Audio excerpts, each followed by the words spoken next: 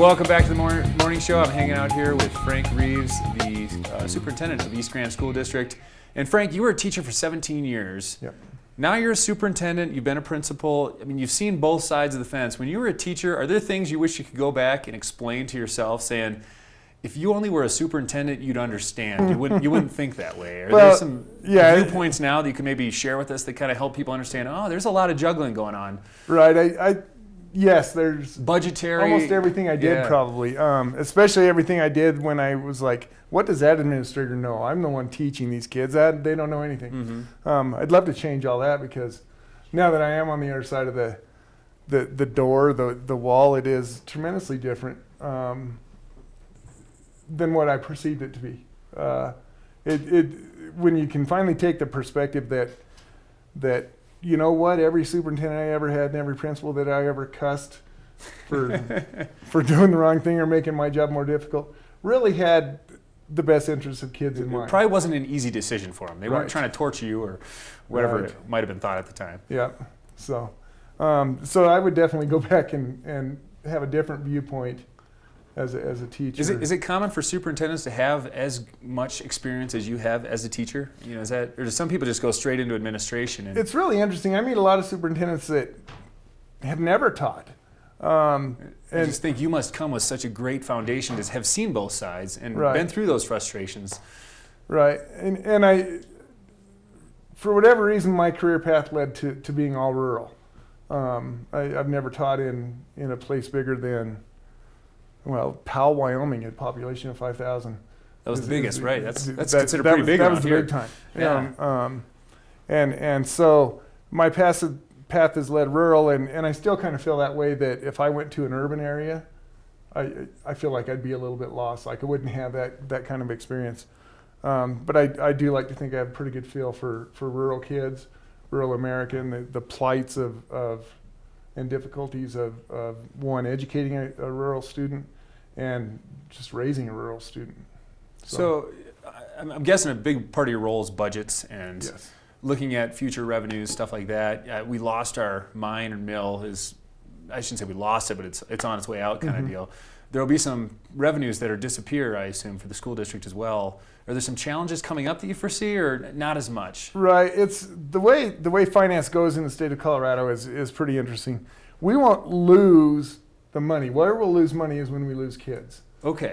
What is bad about the mine and when it leaves is that money's got to get picked up somewhere else. So it gets picked up in the form of property taxes by local businesses and then by homeowners. And so their taxes go up because we'll get the same amount of money as the state decides, but it's essentially the same every year. We'll get that amount. It's just how it's dispersed or how we collect it. Now, being rural, when you talk about losing kids, gaining kids, you get not to generalize too much, but X amount of dollars per head in the classroom. Right. A city with a class size 10 times what we have, they might have 500 students in a class. Mm-hmm. Are they getting the same amount per head, or do we actually get more to help a lot of those overhead costs? Yeah, there's different factors that go into what each district gets, and rural districts do get more per kid. One, because their size. Mm-hmm. We still have to offer the same programs. It still takes a specific math teacher to teach calculus and those things. Right. Even though classes may not be as big. So there is a factor that gives us more money per kid that the state goes off of. It's not, I hate to complain about money, but it's never enough. Hopefully someday it will be, but it's just an interesting finance formula the way the state of Colorado does it, and I think we'll hear more about state, so it is different for other states. Yes. Okay. Very much so.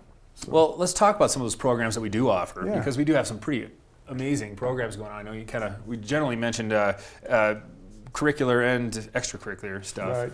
Right. One thing we talked about was a Maritown. Yeah. So can you just give us a little thing of what a cool experience this is for kids and what this means?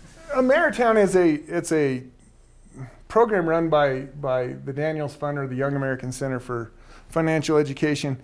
And what our fifth graders will do is they'll study a curriculum for a couple of months, and it's really an economics curriculum, both in terms of not just economics of money, but economics of how do you live your life, how do you make How do you take responsibility for a job? How do you take responsibility for paychecks? How do you make sure you have those things? And so that's all in the curriculum. And then they prepare for one day. They will load them on a bus and take them down to Denver, down to Cherry Creek, and they'll go to the what's called Ameritown building. And there's a fake city. It's an awesome place. It's a I'm really curious to see this place. I didn't know this existed. It's like a town square, and around the town square, it's all these businesses.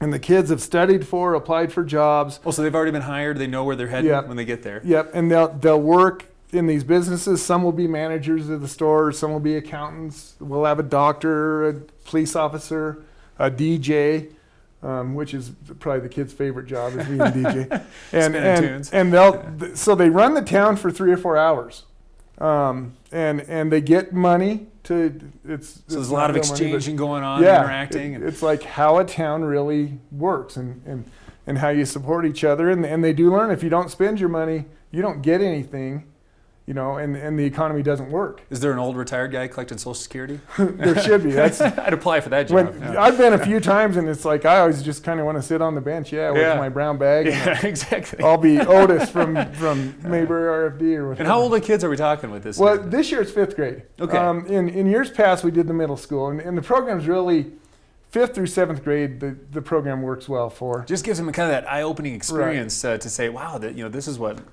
my parents do. This is what life is about. Is there some more things to think about than just... Yeah, the kids that I've been involved with that have been in the past, from Hugo or my own daughter's involvement when she went, they remember it, they talk about it, they use it in other classes, as they get older. So it's really a neat program. Yeah, that is fantastic. Well, we're going to take a quick break again, and when we come back, we're going to talk about experiential learning and maybe some outdoor stuff too. I know there's a different culture moving up here that how much everyone values outdoor, and we have some amazing things going on for our kids too. Right.